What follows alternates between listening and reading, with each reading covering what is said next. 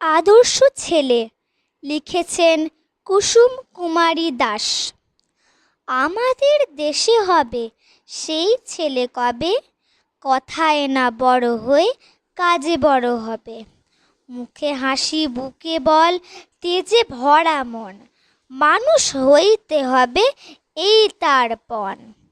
বিপদ আসিলে কাছে হও আগুয়ান, নাই কি শরীরে রক্ত মাংস প্রাণ। হাত পা সবারই আছে, মিছে কেন ভয়, চেতনা রয়েছে যার সে কি পড়ে রয়। সে ছেলে কে যায় বলো, কথায় কথায় আসে যার চোখে জল মাথা ঘুরে যায়। সদা প্রাণে হাসি মুখে করো এই পণ, মানুষ হইতে হবে মানুষ যখন। কৃষকের শিশু কিংবা রাজার কুমার, সবারই রয়েছে কাজ এ বিশ্ব মাঝার।